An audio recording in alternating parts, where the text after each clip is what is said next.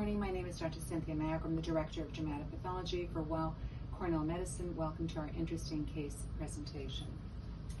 So the patient is a male in his 20s with an ulcerative nodule. He traveled to Indonesia and Australia 4 to 6 months ago. He noticed the lesion on his arm after returning to the United States within a month. The clinical differential diagnosis encompassed atypical mycobacterium, leishmaniasis, and a fungal infection. Here we have the clinical image. It shows the central eschar and the surrounding raised erythematous rim. A skin biopsy was performed. It was a punch biopsy showing a very striking pattern of full thickness cutaneous and subcutaneous necrosis.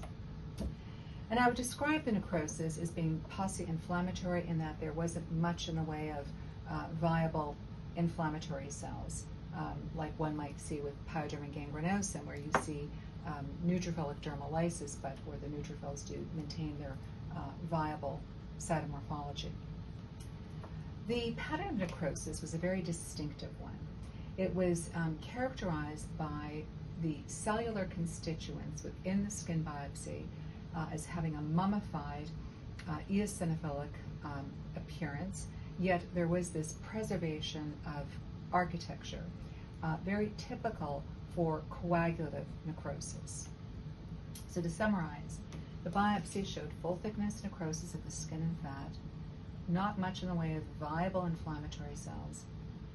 There was this impressive pattern of vascular injury. For example, in this particular photomicrograph, one can see a microvessel lined by mummified endothelial cells with intravascular fibrin deposition and mural fibrin deposition. So as I was mentioning, the pattern of tissue injury is coagulative necrosis, which is hallmarked by the mummified eosinophilic appearance of the cellular constituents with basic preservation of architecture.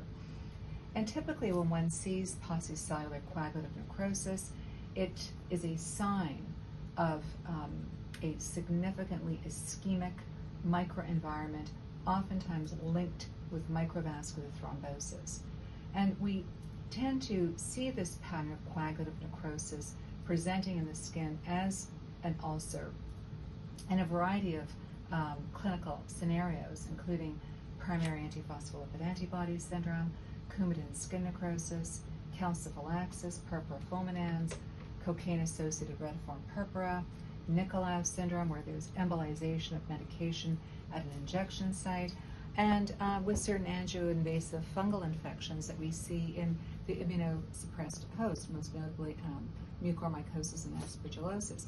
But realistically, these entities that would be characterized by coagulative necrosis presenting with a cutaneous ulcer would not be applicable to this case. This patient was a perfectly healthy male who presented with this ulcer showing this interesting pattern, this ischemic-driven coagulative necrosis. So what is it, basically? Well, Dr. Miraflor, who I received the case from, did a variety of stains to look for evidence of an infection. And among those stains was an acid-fast preparation that was floridly positive. It was teeming with acid-fast positive bacillin. So the overall presentation of a healthy male visiting Australia, presenting with this ulcer, showing coagulative necrosis with many mycobacterium in the sample, is virtually diagnostic of the Buruli ulcer. The causative agent is Mycobacterium ulcerans. It is acquired through a skin abrasion.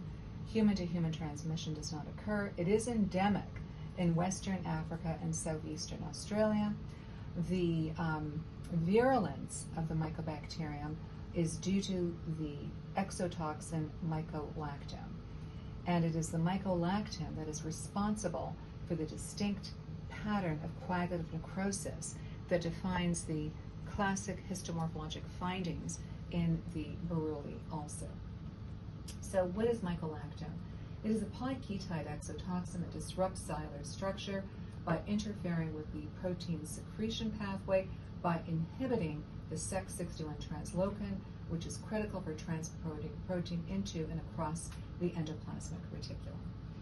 Also, the mycolactone has particularly deleterious effects on the endothelial cells, causing accelerated endothelial cell apoptosis, but also induces a procoagulant phenotype in the endothelial cell because it inactivates thrombomodulin. Thrombomodulin is important for activation of protein C. It also inhibits endothelial cell migration. Remember that when you damage the endothelium lining a microvessel, it is critical to repopulate that damaged vessel with endothelial progenitor cells. Well, the mycolactin inhibits endothelial cell migration. So it is a toxin that is conducive to the development of this ischemic microenvironment that in turn will manifest histologically and clinically as this ischemic ulcer that we call the Buruli ulcer. The genomic analysis of Western African strains suggests that the bacterium was introduced into Africa at least twice, first 68 BC and then in the 1800s. Mycobacterium ulcerans migrated through Victoria, Australia, and then it spread westwards in the 1980s to more populated cities like Melbourne and Victoria. So that is today's case, and I'd like to thank Dr. Alan Miraflor for sending the case. He is currently practicing in dermatopathology in California. Thank you very much.